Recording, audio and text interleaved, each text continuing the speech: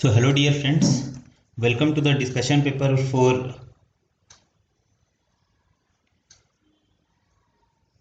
CSAT UPSC paper and how do we go about solving the paper.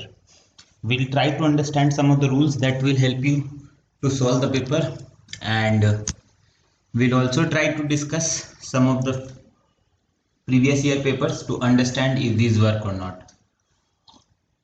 Now at the outset only I will want to make it very clear that CSAT is a different ball game altogether. इसमें सबकी अपनी अपनी strength weakness हो सकती है। जिन्होंने science पढ़ा है, जिन्होंने इंजीनियरिंग की है, उनके लिए ये रिलेटिवली आसान हो सकता है। जिन्होंने नहीं भी की है, अगर उनके मैथ्स में और इंग्लिश में अच्छे कॉन्सेप्ट्स थे या वो पैसेज को अच्छे से पढ़ पाते हैं हिंदी में ही, वो क्वेश्चंस को सॉल्व कर सकते हैं। तो ये काफ़ी डिपेंड करता है इंडिविजुअल पे। नंबर 2, अनलाइक पेपर 1, इसमें कोई डायरेक्ट ट्रिक्स नहीं है जिससे कि आप बहुत सारा क्वेश्चंस निकाल सकते हैं। अब मैथ्स का कोई सवाल आ गया तो उसका कोई ट्रिक नहीं हो सकता है।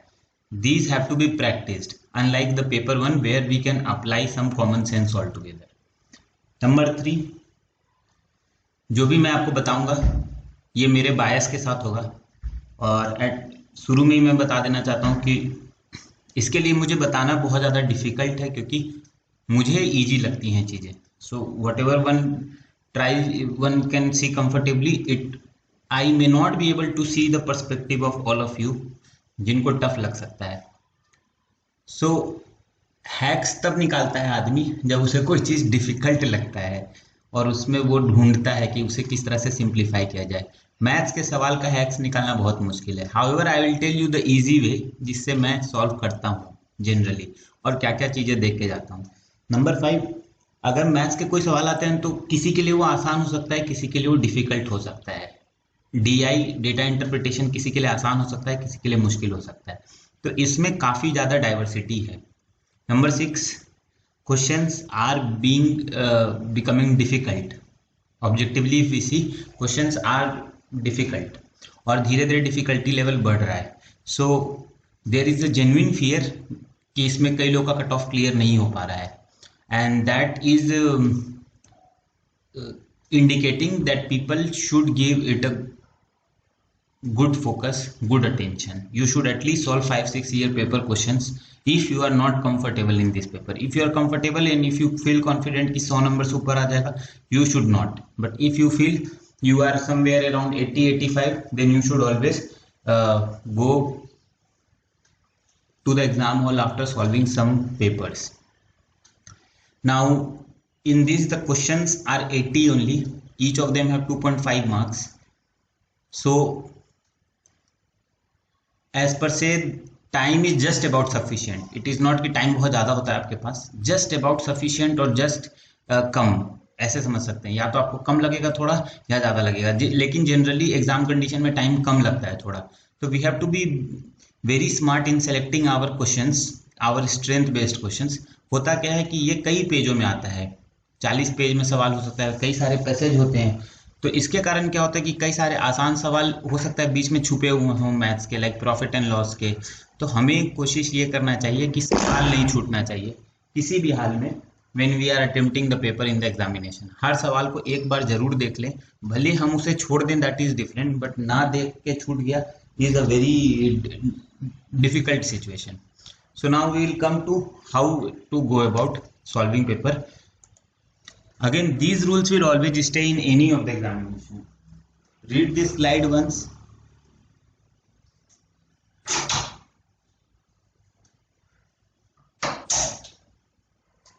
So very important in any exam, be CSAT, be any examination, कि आप सिंपली सोचें, सिंपल रखें, पेपर स्मार्ट बने, अपने रूल्स को और खुद पर भरोसा रखें और positively read the paper and calmly read the paper. कई बार हम इतना एक्साइटमेंट में, एंग्जाइटी में पेपर पढ़ते हैं कि कई बार गलतियां वहां होती हैं. सीसैट में गलतियां कम करें, that is one key takeaway I always tell you. Now I have divided the paper into 2 parts, maths LR and DI and English passage और Hindi passage.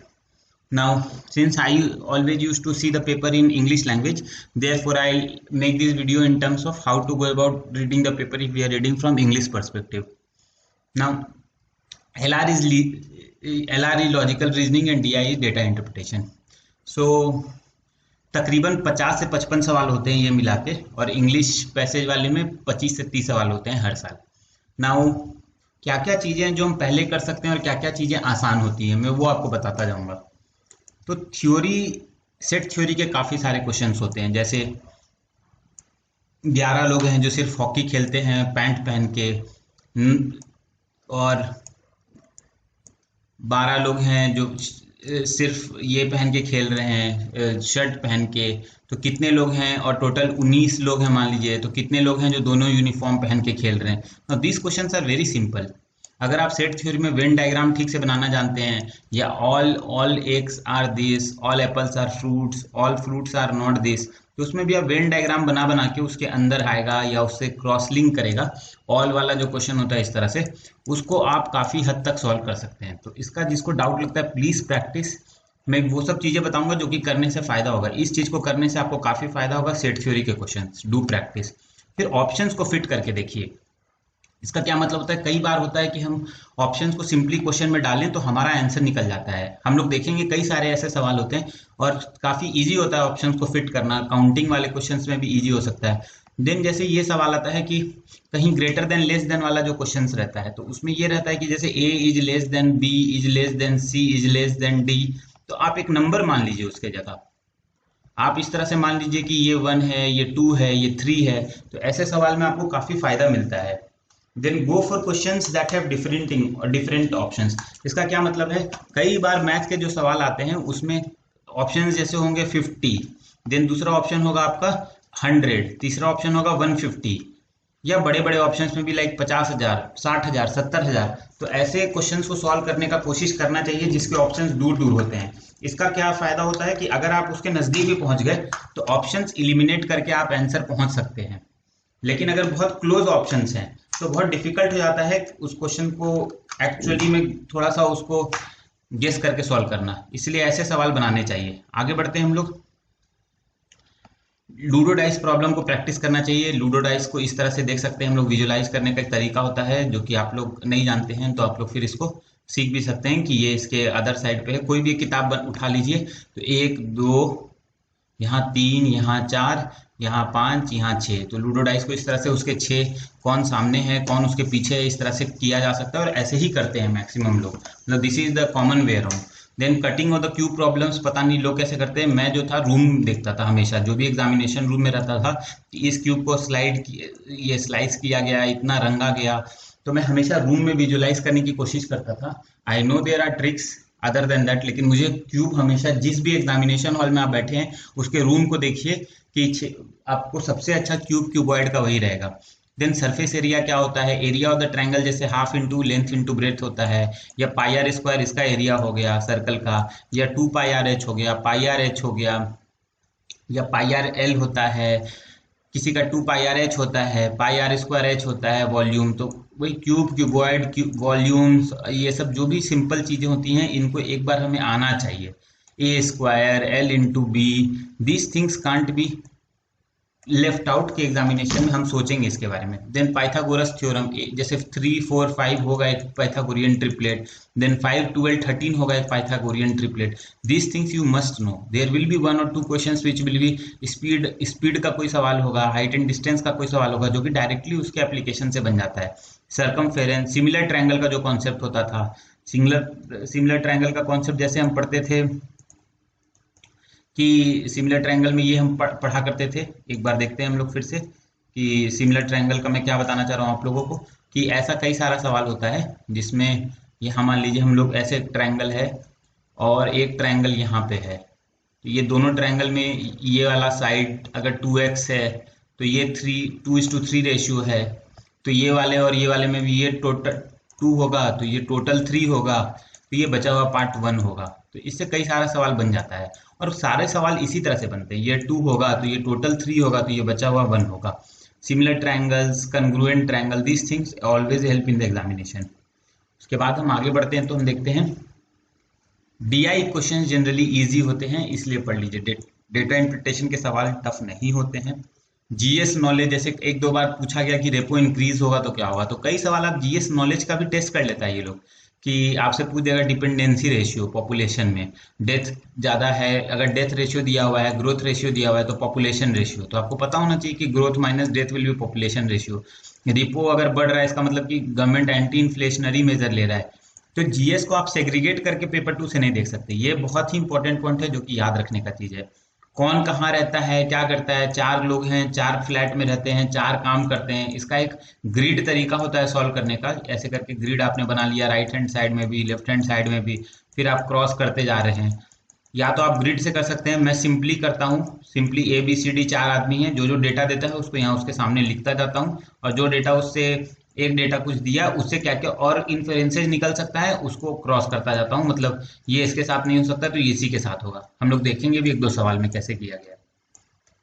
Linear and circular seating, ये इसके right में बैठा, ये इसके left में बैठी, अब ये इसके सेकंड लेफ्ट में बैठा, तो आराम से उसके लिए आप जगह बना लीजिए, ऐसे करके जगह बना लीजिए। सर्कुलर अगर सीटिंग है तो आराम से 5 जगह पहले बना लीजिए, फिर अच्छे से विजुअलाइज करिए कि कोई अंदर देख रहा है तो उसका राइट हैंड साइड क्या होगा, उसका लेफ्ट हैंड साइड क्या होगा। कोई बाहर फेसिंग है तो उसका राइट हैंड साइड ये होगा, उसका लेफ्ट हैंड साइड ये होगा। क्लॉकवाइज का क्या मतलब होता है, घड़ी के जैसा ऐसे। काउंटर क्लॉकवाइज का क्या मतलब होता है, ऐसे। ठीक है, इसी में आता है कि आप क्लॉक क्वेश्चंस को भी प्रैक्टिस कर लीजिए कि घड़ी का किस समय दोनों ये कॉमनली मैच करता है। कई बार ऐसा क्वेश्चन आता है 4 बज के, अगर आप देखिएगा तो कभी कभी लोग गलत कर जाते हैं, 4:20 कर जाते हैं। 4:20 नहीं होगा, वो 4:20 और 25 के बीच में होगा, 4:23 के आसपास होता है, 4:22 कुछ होता है जब मैच करता है। घड़ी में कितना एंगल एक दोनों बनाता है, तो यहाँ से आसानी से किया जा सकता है।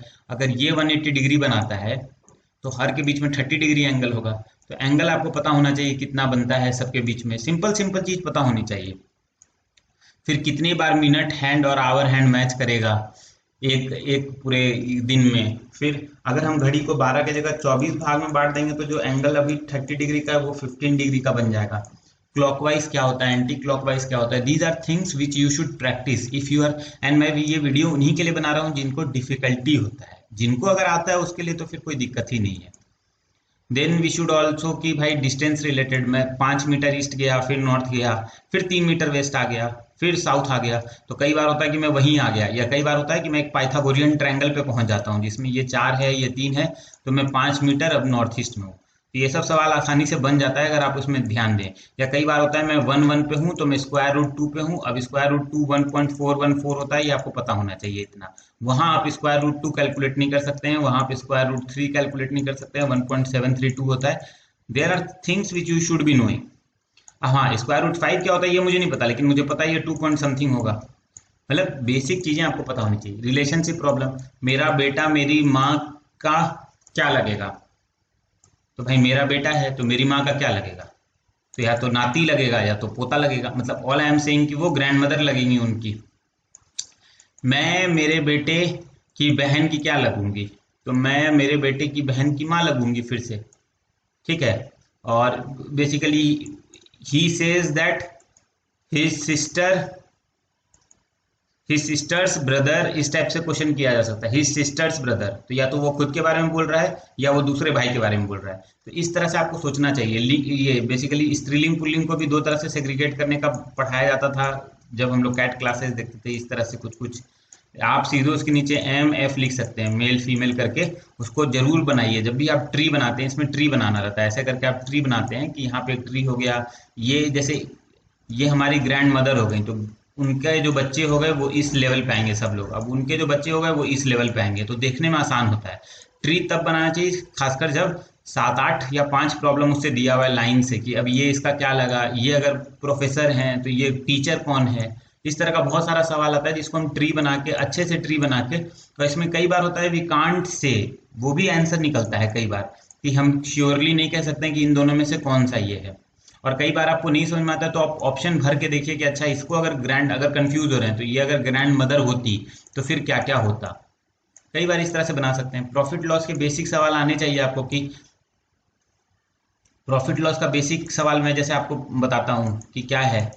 प्रॉफिट लॉस में जैसे एक सवाल पूछा जाता है कि अगर आप एक चीज को एक्स अमाउंट पे खरीदते हैं और 20% उसके एमआरपी को बढ़ाते हैं, और फिर आप जब बेचते हैं तो 20% का उस पर डिस्काउंट देते हैं, तो आपको प्रॉफिट हुआ या लॉस हुआ या कुछ नहीं हुआ। तो कई लोग हड़बड़ी में लिख देते हैं कुछ नहीं हुआ, पर ऐसा नहीं होता है। मतलब these things have to be understood कि आप हमेशा 100 रुपये बना के चलिए, कि आपने 100 रुपये में कोई गुड खरीदा तो आपने 120 रुपये उसका दाम बढ़ाया, अब इस पे आप 20% मार्जिन दे रहे हैं, तो इसका 20% तो 24 रुपये हो जाएगा, तो आप 96 में बेचे, तो आपने 4 रुपये कम में बेचा, तो आपको 4% का लॉस हुआ। तो ये सब चीज़ें होती है सक्सेसिव डिस्काउंट का, कि 100 रुपये में 20% डिस्काउंट दिए तो 80 आ गया, अब 80 रुपये में 20% डिस्काउंट दिए तो 16 रुपये आ गया, तो आपने इफेक्टिवली बेचा 64 रुपये में, तो इफेक्टिवली डिस्काउंट हुआ 36%।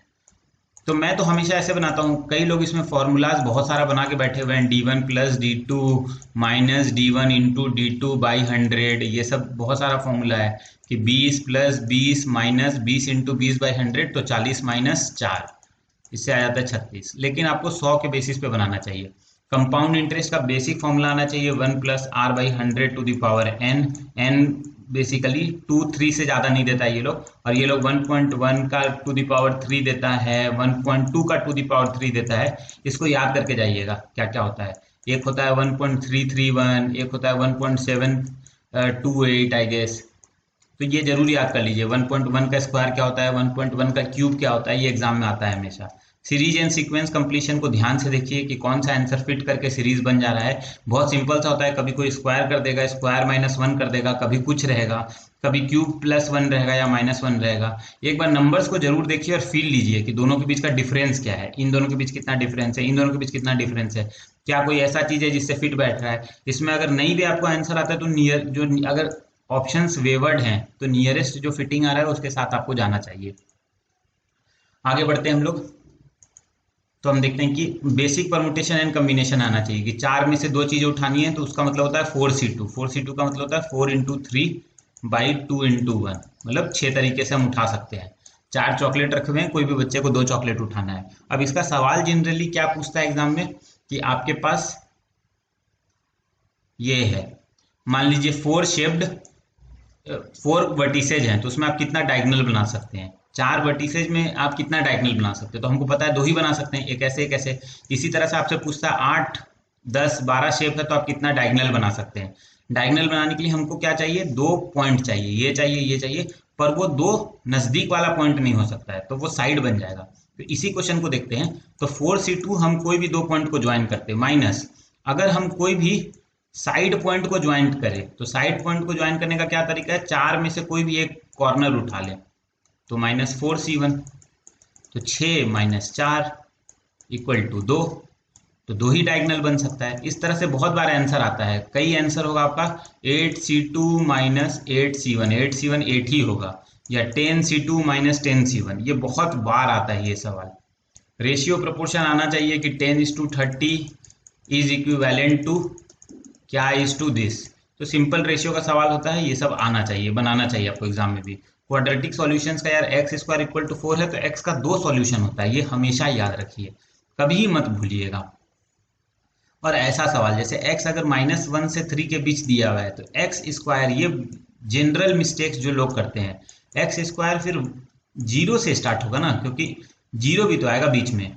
जब भी माइनस दिया हुआ है तो be very alert about these things कि x² आपका फिर यहां से यहां के बीच में होगा, ठीक है, ये चीज ध्यान रखिएगा। This is one of the biggest mistakes people commit. आगे बढ़ते हैं हम लोग। Then all pens are stationery, some pens are pencils. तो देखिए पेन यहाँ बन, ये कैसे होगा, ये मान लीजिए पेन है, ये पेंसिल है। अब सारा पेन क्या है, स्टेशनरी है, ऑल पेन्स, तो स्टेशनरी बाहर आएगा ना, क्योंकि पेन तो स्टेशनरी के अंदर घुस रहा है। तो ऐसा हो सकता है कि सारा पेन स्टेशनरी हो तो ऐसे भी टच कर रहा हो, और कुछ पेन तो पेंसिल है, मतलब कुछ पेंसिल तो स्टेशनरी के अंदर आ रहा है। तो आपको सवाल पूछेगा सम पेंसिल्स आर स्टेशनरी, तो सही है भाई। आपको पूछेगा सम स्टेशनरीज आर पेंसिल, तो सही है। अगर आपको पूछेगा ऑल पेंसिल्स आर स्टेशनरी, तो गलत है, क्योंकि कुछ पेंसिल हो सकता है बाहर जा रहा हो, you are not very sure. ऐसा भी हो सकता है कि all pens are pencils and all pens are also stationery. तो आपको ये नहीं पता कि स्टेशनरी ये वाला होगा या स्टेशनरी पेंसिल के बाहर वाला होगा। तो ये आपको समझ में आना चाहिए मैं क्या बता रहा हूँ, कि जरूरी नहीं है कि स्टेशनरी पेंसिल का सुपर सेट होगा या सबसेट होगा। तो वेन डायग्राम अच्छे से प्रैक्टिस करिए। LCM HCF।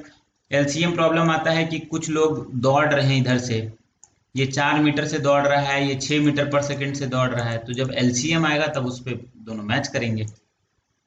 ट्रेन प्रॉब्लम्स, एक ट्रेन इधर से खुली, एक ट्रेन इधर से खुली, तो रिलेटिव वेलोसिटी का होता है, अगर सेम डायरेक्शन है तो v1 माइनस v2, अगर डिफरेंट डायरेक्शन है तो v1 plus v2। Total distance है मान लीजिए 18, एक ट्रेन इधर से चली 9 से और अदर साइड से दूसरी ट्रेन भी चली 9 से, तो दोनों का स्पीड क्या हो गया, relative speed 18, v1 plus v2, और टोटल डिस्टेंस 18, तो 1 सेकंड में पहुंच जाएगी।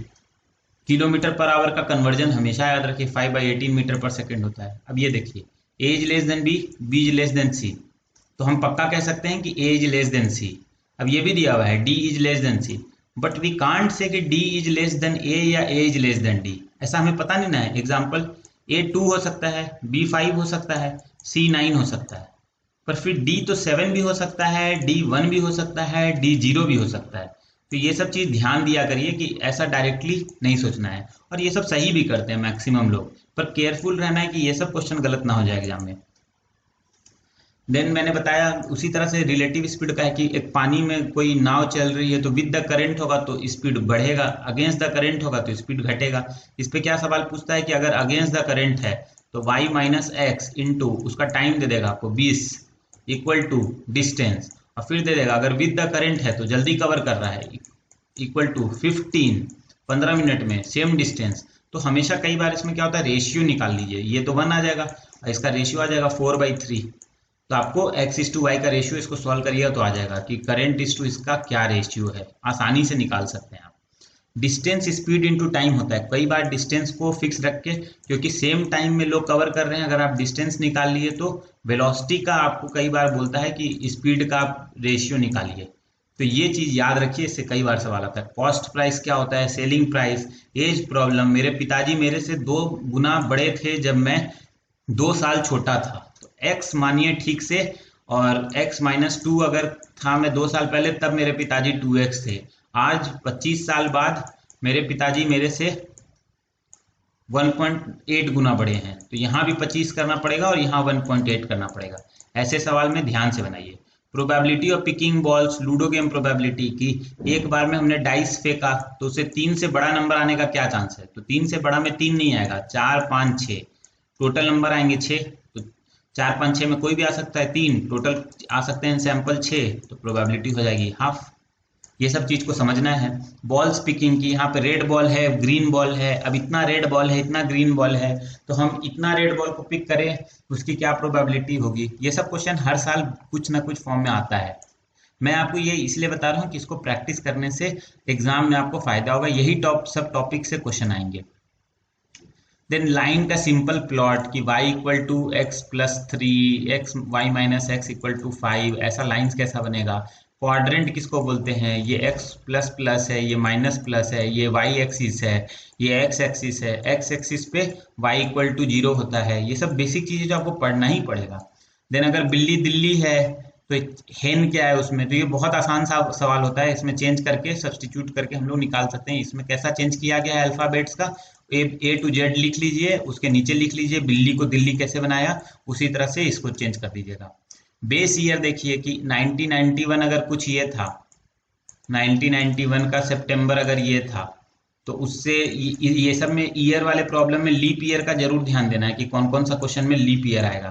तो कोई लीप ईयर तो नहीं था, उसमें कितने दिन थे, फिर वो कितना से, अगर ये संडे था तो ये क्या पड़ेगा। तो 365 का तरीका होता है इसको देखने का कि आप उसको देख सकते हैं। मैं तो सिंपल जोड़ता हूँ कि अगर कई बार अपना बर्थडे याद रखिए कि आपका जब आप जन्मे थे जिस दिन वो कौन सा दिन था, ये याद करके जाइए, तो मुझे तो उससे काफ़ी आसानी होता है। मैं अपने बर्थडे से फिर कैलकुलेट कर लेता हूँ कि अगले साल मेरा बर्थडे फिर किस दिन पड़ेगा। हर बार क्या होता है, एक दिन आगे बढ़ता है, एक दिन आगे बढ़ता है, उसका नियम भी है। 365 को आप डिवाइड करके देखिएगा, देन यू विल गेट कि एक रिमाइंडर आता है बाई 7 से, लेकिन लीप ईयर में 2 आगे बढ़ जाएगा अगर आपका फरवरी के बाद आता है बर्थडे, जैसे मेरा आता है। देन कैरी ए स्केल, अगर छोटा स्केल अलाउड है तो स्केल लेके जाइए। डीआई प्रॉब्लम्स के लिए भी ये बहुत इंपॉर्टेंट है कि बेस ईयर अच्छे से प्लॉट को देखिए, क्या करता है ऐसे करके फिगर अब कहाँ से स्टार्ट हो रहा है पता ही नहीं चलेगा आपको, 1991 से या इतना हाइट का बना देगा। अब ये जो हाइट है वो किससे मैच कर रहा है, 30 से, 35 से, किससे? तो अगर आप छोटा स्केल ले जा सकते हैं, लाउड रहता है तो आप ले जाइए और उससे ठीक से मिला के देखिए कि किसके सामने आ रहा है। ये डेटा को एक बार जरूर देखिए, क्वेश्चंस बहुत आसान होता है। तो अगर आप कंफर्टेबल नहीं है तो आप उसको सामने ले जाके मिलाइए कि ये कितना बढ़ा है, ये कितना घटा है, ये इससे कितना ज्यादा है। कई बार सिंपल स्केल से भी सॉल्व हो सकता है प्रॉब्लम। ठीक है, तो आगे बढ़ते हैं। तो यही सब चीजें हैं जो कि मुझे लगता है कि मैथ्स एलआर ये एग्जॉस्टिव लिस्ट नहीं है, और भी चीजें हो सकती है जो आपको एग्जाम में हेल्प करें, और भी रूल्स हो सकते हैं, ट्रिक्स हो सकते हैं, लेकिन इन सब चीज़ों पर अगर ध्यान दिया जाएगा और इन सब चीज़ों का ही अभी हम सवाल बना के देखेंगे, उससे काफ़ी फायदा होता है। नाउ सवाल जो रूल है हमारा 3/4 है। 3/4 का नियम क्या कहता है कि जितना सवाल आता है उसका 3/4 तो कम से कम अटेम्प्ट करिए। देखिए, एक मेरा सबसे इंपॉर्टेंट आप लोगों से कंसर्न है कि सेकंड पेपर को लाइटली मत लीजिए। अगर आपको डिफिकल्ट लगता है, जो 3 घंटे होते हैं उसमें इन सब चीज़ों को एक बार रिवाइज कर लीजिए। 1 घंटा तो चलिए आपने पेपर 1 नाश्ता खाना करने में बिता दिया, 2 घंटे जो आपके होते हैं 11 बजे के बाद, तो उसमें थोड़ा सा 1:30 में जाते हैं आप, तो 1.5 घंटे कम से कम ये सब फॉर्मूलाज देख लीजिए, प्रीवियस ईयर का देख लीजिए कि कहाँ ट्रैप क्वेश्चन था, और उस समय अपना पूरा पानी वानी मार के जाइए, सिली मिस्टेक्स मत करिए, पूरे अटेंशन से सवाल बनाइए। Silly mistakes will cost you heavily. सारे ऑप्शंस को एक बार देख लीजिए। हो सकता है कि आपने हड़बड़ी में 10,000 ऑप्शन टिक लगा दिया हो, सोच के कि अरे 10,000 तो है ही। जैसे ही आपने ऑप्शन देखा कि उसमें एक और ऑप्शन था 11,250, और उसमें कुछ ऐसा डेटा दिया हुआ जिससे ये आंसर आ रहा था, तो कभी कभी ऑप्शंस में 10 सेकंड खर्च करने से कोई नुकसान नहीं है आपका ना। 20 से 30 सवाल मैथ्स में होंगे, उसमें इतना सब बनाना ही है आपको। 3/4 का रूल है कि जितना बनाए उसका 3/4 सही, और जितना सवाल आए कम से कम उसका 3/4 अटेम्प्ट करिए। LRDI में भी इतना ही है, कंबाइंड में कम से कम 40 क्वेश्चन अटेम्प्ट करिए, और जिसमें से 30 सही होना ही चाहिए।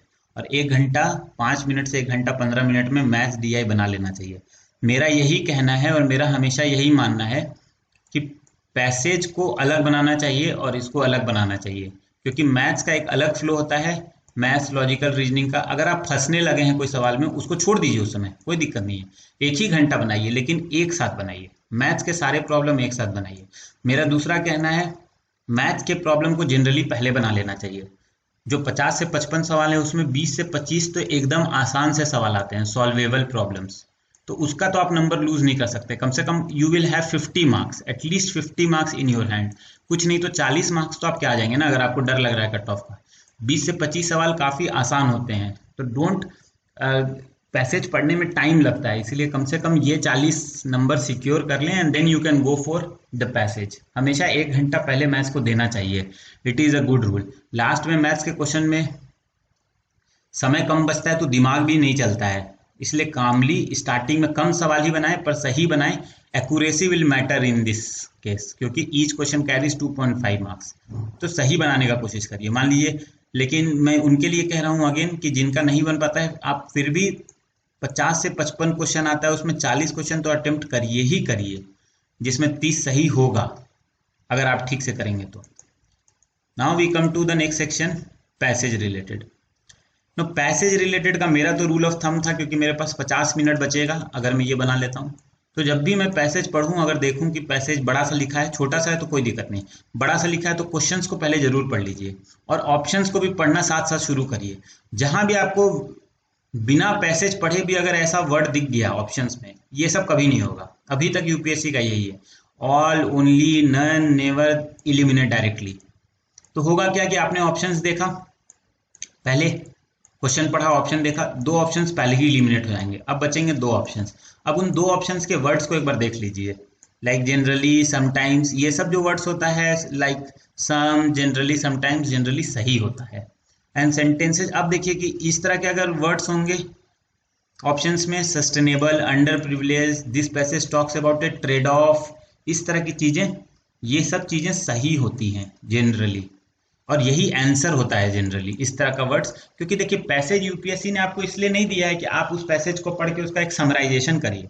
आपको समझना है कि पैसेज से एक ब्रॉड आइडिया वो देना चाहता है, और ब्रॉड आइडिया में हमेशा सस्टेनेबल और ये होता है। आप नैरो आइडिया के लिए मत जाइए पैसेज का, आप हमेशा पैसेज को पढ़ के सोचिए कि हमें क्यों दिया गया ये पैसेज, इस पैसेज का कोर थीम क्या है। Don't go by the data कि हाँ इतने लोग यहाँ मर रहे हैं, इतने लोग ये हो रहे हैं, या कोरोना से ये हो गया है। पैसेज का ब्रॉड थीम है कि कोरोना एक पैंडेमिक है और सबको मिलकर फाइट करना चाहिए।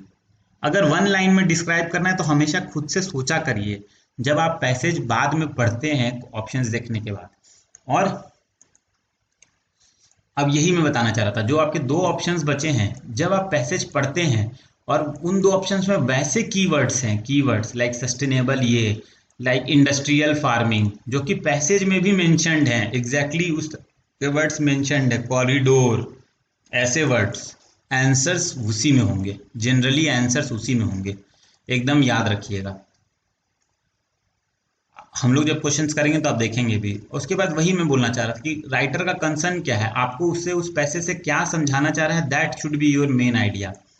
जो पैसेज में मेंशन नहीं है, नेवर गो फॉर इट। कई बार क्या होता है कि हम लोग खुद से मान लेते हैं कि कुछ पैसेज आया मॉनेटरी पॉलिसी का, कुछ उसमें दिया हुआ है, हम मान लिए कि हमारा मॉनेटरी पॉलिसी अच्छा नहीं है इसलिए ये हो रहा है, जबकि पैसेज में उसका कोई मेंशन नहीं है। तो आप ये समझिए जो पैसेज में मेंशन उससे आइडिया डिराइव करिए। पैसेज में जो चीज मेंशन नहीं है उससे आइडिया मत लीजिए। अजम्पशंस के क्वेश्चंस आते हैं, आप खुद से अज्यूम मत करिए। ये मैं हमेशा मानता था कि ये कहीं पैसेज में लिखा है, इसके बारे में कुछ पता है हमें, पैसेज कुछ बोलना चाह रहा है इसके बारे में, नहीं तो नहीं मानेंगे।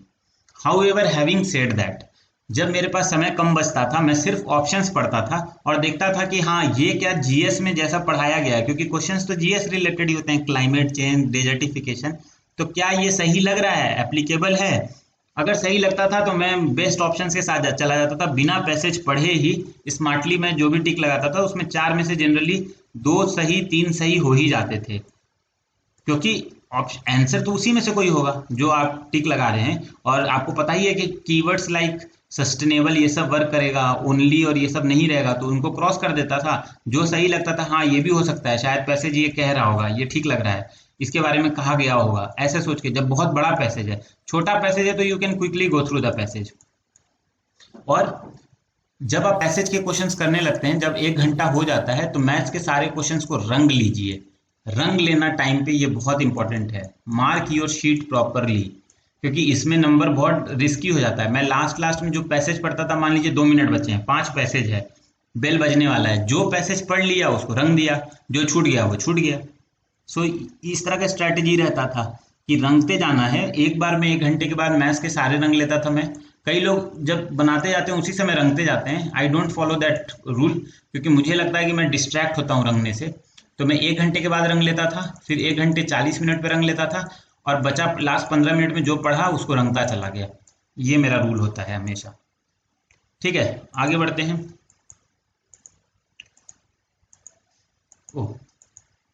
ओके, नाउ वेवर्ड ऑप्शंस की यार इससे पूरा ही चेंज हो जाएगा, धरती अच्छी हो जाएगी, पूरा हम लोग सब बदल देंगे। ऐसा ऑप्शन कि एक ही डिकेड में हम पूरा सस्टेनेबल ग्रोथ अचीव कर लेंगे, ये सब ऑप्शन जैसे पेपर 1 में नहीं होते हैं सही, वैसे इसमें भी नहीं होते हैं। इन्फेरेंसेज जो भी होता है, कंक्लूजन्स, इम्प्लीकेशंस, सब पैसेज से डिराइव किया जा सकता है। पैसेज जो कोर थीम दे रहा है, जो कीवर्ड्स हैं, कोर थीम जो पैसेज का है, जो कीवर्ड्स हैं उनको आपको पकड़ना है, उससे आप निकाल सकते हैं। ये क्वेश्चन टफ नहीं होते ना। एजम्पशंस बेस्ड क्वेश्चन टफ होते हैं कि पैसेज क्या एज्यूम कर रहा है, तो आपको सोचना पड़ेगा कि कौन सा एजम्पशन मानने से पैसेज में जो चीज लिखा हुआ है वो वैल्यू ऐड होगा उस चीज में, that will make a sense. और कौन सा एजम्पशन ऐसे रैंडम एजम्पशन है। अगर आपको एजम्पशन बेस्ड क्वेश्चन डिफिकल्ट लगते हैं तो छोड़ दीजिए एग्जाम में। अगर आपको उसमें ओनली और ये सब कीवर्ड नहीं दिख रहा है और आप नहीं सेग्रीगेट कर पा रहे हैं, लीव दिस क्वेश्चंस। अगर आपको इजी लग रहा है ये, लेकिन इजी होता है, इन्फेरेंसेस आईएन होगा, इन्फेरेंसेस, इम्प्लीकेशंस, कंक्लूजन्स, ये सब आसान होते हैं, leave this questions. There will be hardly 2-3 questions, leave those questions if you find. उसमें भी 1-2 आसान होगा तो 1-2 क्वेश्चन छोड़ भी देना चाहिए अगर डिफिकल्ट होता है तो। सेकेंड अटेम्प्ट में आप आ सकते हैं अगर आपको लगता है तो 25 से 30 सवाल होंगे इसके, 20 सवाल अगेन बनाने की कोशिश करिए, 15 करेक्ट, 50 मिनट के आसपास का टाइम डिवोट करिए। इसमें आपका OMR को फिल करने का टाइम इंक्लूडेड है। फाइनल यही मैं बोलूंगा कि देखिए रूल ऑफ 3/4 लगाइए, 80 क्वेश्चन आते हैं, 3/4 को टिक लगाना है, 60 क्वेश्चंस को अटेम्प्ट करने हैं कम से कम, और उसमें 45 सही करना है। अगर आप ऐसा करेंगे तो आपके 87.5 मार्क्स आ जाएंगे, आप कैलकुलेट करके देख सकते हैं, और आप एक सेफ जोन में रहेंगे। एटलीस्ट 20 मार्क्स का आपके पास बफर होगा। This is very important, this buffer, क्योंकि हो सकता है कि इतना में आपका 42 ही क्वेश्चन सही हुआ। तो हर 3 क्वेश्चन को अगर आप करेंगे तो आपका एक बेसिकली 4 क्वेश्चन का नंबर चला जाएगा, 10 मार्क्स और कम जाएंगे। तो इस चीज को आपको ध्यान रखना है कि 40 तो मिनिमम सही करना ही पड़ेगा, और आप सिर्फ 40 अटेम्प्ट करके नहीं आ सकते हैं। I am not saying go for 80 attempt, but at least 60 question को अटेम्प्ट करिए। और अगर आपको बहुत ज़्यादा तकलीफ होती है कि एकदम एक्यूरेसी पे ही जा रहे हैं, पैसेज में मुश्किल हो रहा है, then you can go for lesser attempts. For people who have no difficulty should always do higher attempts, और अच्छे से करना चाहिए। ये नहीं सोचना चाहिए सिर्फ कट ऑफ निकालना है। This paper is also very important, you never know. और कई लोगों के साथ ऐसा होता है, at least 1% people are there who might have been in the list, however due to marks not in this paper, primarily due to various factors. Maybe they did not pay attention, maybe the questions were difficult, maybe the options could not get eliminated. There can be so many, or maybe they have a genuine difficulty in paper 2. So even if you have a genuine difficulty in paper 2, complaining will not help. Now UPSC has given you option कि भाई चलिए अब आपको सिर्फ cut off clear करना है, तो उतना के लिए तो आपको मेहनत करना पड़ेगा ना। अगर आप 99% मेहनत कर रहे हैं पेपर 1 के लिए, मेंस के लिए, तो 1% मेहनत इसके लिए भी करिए। ये भी एक पेपर है ना जो आ रहा है, तो इसके लिए आपको मेहनत करना पड़ेगा। अगर आप कंफर्टेबल नहीं है, कंफर्टेबल हैं तो फिर आप वो मेहनत एग्जाम में सीधे कर सकते हैं, बट मेक श्योर कि you devote time to make it a habit कि इसमें अच्छा नंबर लाना है। प्रीवियस ईयर क्वेश्चन पेपर करिए, ज़्यादा इधर उधर के मॉक्स करने से अच्छा है कि सीसेट में काफ़ी सारा आपको मिल जाएगा 5-6 साल का पेपर, उसको करके देखिए। एंड मैंने जो भी आपको बताया है इस पूरे स्लाइड में, देखिए कि क्या क्वेश्चन उसी से आता है। अब मैं वेन डायग्राम आपको नहीं पढ़ा सकता हूँ कि वेन डायग्राम कैसे क्या होता है, लेकिन आप उसको पढ़ सकते हैं। आई थिंक RD शर्मा की किताब आती थी, देन राहुल शर्मा, अलग अलग किताब थी, एक RS शर्मा की किताब थी, RS अग्रवाल की किताब थी, सॉरी, और भी कई सारी किताब थी। कैट की 1-2 किताब थी, वो भी लेकिन वो ज़्यादा डिफिकल्ट हो जाती है। सिंपल क्वेश्चंस के अटेम्प्ट करने के लिए इसको करिए। लास्ट एंड फाइनल पॉइंट, इसका हुआ बनाने की जरूरत नहीं है, बट हैविंग सेड दैट ये डिफिकल्ट होता जा रहा है, तो दोनों चीज़ों का एक समन्वय, एक प्रॉपर तालमेल होना जरूरी है। And there is no reason why you can't score good marks in paper 2। Have the confidence, and we'll in next videos solve a paper of 2018 to see what questions should have been attempted, what should have been left, and how should we approach a real test paper. Thank you so much for watching this video. Have a great day and keep preparing well. Time is very less and time is very crucial for all of you. Thank you.